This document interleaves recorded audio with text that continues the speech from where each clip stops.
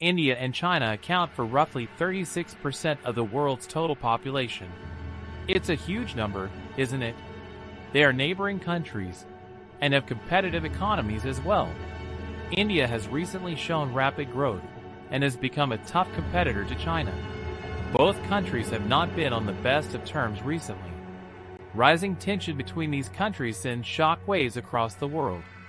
Both countries have the largest economies and populations and are also equipped with nuclear weapons. A war between these two countries would have consequences beyond their borders and could put an end to life on planet Earth. So, what is the main reason for the two countries' deadline? It's surprising to know, but both countries are fighting for water resources. With the increasing population of the world, water has become the new gold. In June 2020, China attacked Indian soldiers in Galwan Valley, which resulted in bloodshed on both sides. 20 Indian soldiers were killed. The Indian government and people were hurt and disgusted by China's menacing attack on their soldiers. The Chinese government also had a similar sentiment, and its people blamed Indian forces for this violence. It was the most lethal encounter on a disputed Himalayan border in 4 decades. The last time such a clash occurred between the two countries was in 1980, when similar encounters on the border led to bloodshed. This encounter did nothing except add fuel to the already towering flames.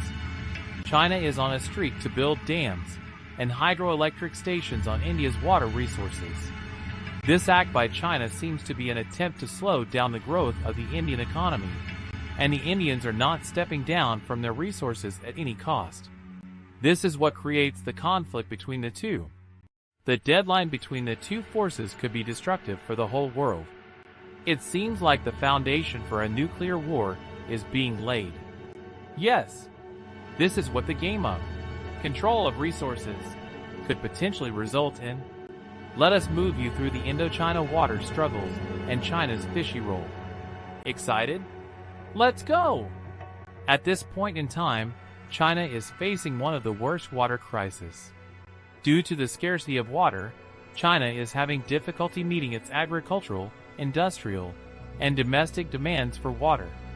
Here, it must also be considered that almost all of China's population lives in the northern part of the country, which is a very infertile and barren region, and almost all of its water resources are in the southern region of the country. It is a quite simple supply and demand scenario where a country failing to meet its water demands is striving to supply water to its citizens and industries at any cost, no matter if it has to exploit other countries' resources for its own benefit. China is the manufacturing hub of the world. Its products are everywhere, from highly developed countries to third world countries. And being the epicenter of manufacturing, it has huge energy needs, which are mainly fulfilled by electricity produced from hydroelectric power stations built on water resources. It means that the shortage of water in China will lead to the underproduction of electricity, and as a knock-on effect, the manufacturing status of China will suffer. Now, China cannot let that happen at any cost because its economy will suffer heavily because of the water shortage. You must know that a deficiency of water in any country can lead to severe food shortages and the mass expiration of its people. This is the reason why countries protect their water resources the same way they protect their nuclear weapons or national secrets. Life, my dear friends, is precious. Now, how is China exploiting countries like India, Bangladesh, and other Asian countries to meet its water needs and maintain its status as a manufacturing hub? China's southwest Tibet region is the point of origination of one of the world's biggest water resources, a river named Brahmaputra, also known as Yarlung Tsangpo. The Brahmaputra enters India via the mountainous state of Arunachal Pradesh, where it is known as Shang. After Arunachal Pradesh, it enters Bangladesh through Assam state. This 1,800-mile-long river meets the needs of hundreds of millions of people. So where does the problem begin? It all started when China started constructing a hydroelectric power station on the Brahmaputra in Gyatso, a county in Tibet. While Tibet is known to be an autonomous state, it is no secret that it is managed by the Chinese Communist Party. China's greed for exploiting the Brahmaputra and depriving other humans of its water peaked when it built not one, but 2 power stations in Gyatso. China built 4 power stations, namely Daegu, Jiacha, Jieshu, and Zhongmu, with production capacities of 640, 320, 510, and 560 megawatts, respectively. These power plants would make more sense if built in a densely populated city or county. But China built them in Gyatso, where the population is very low. The intentions are pretty clear, yeah? China built these unnecessary power plants to inflict harm on India and other countries. Also, China plans to build 3 more dams, namely Pagsum, Langsai, and Niang. This unfair exploitation of the Brahmaputra is not only affecting other countries' water needs, but also putting them at a disadvantage. In February 2022, 2 Bangladeshi vessels became stranded in the Brahmaputra due to falling water levels. Due to the dams and power stations built on the Brahmaputra, China makes the most of the water pressure and quantity, and puts other countries at a disadvantage. We told you earlier that most of China's population lives in the north, while most of the freshwater resources are in the south. The Chinese Communist Party launched a $60 billion water transfer project from south to north. The aim was to draw water from the Yangtze River and bring it to the people in the north. The Brahmaputra is also a victim of this project.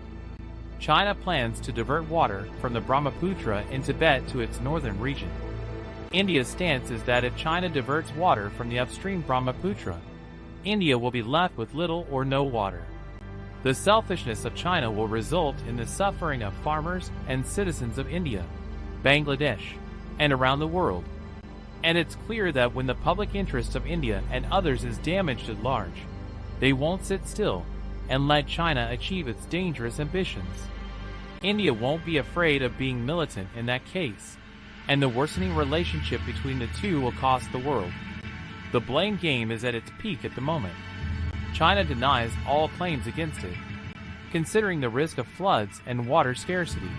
And after the news of China building more dams on the Brahmaputra went viral, India plans to build a 10-gigawatt project in its eastern state to avoid a possible water shortage in the future.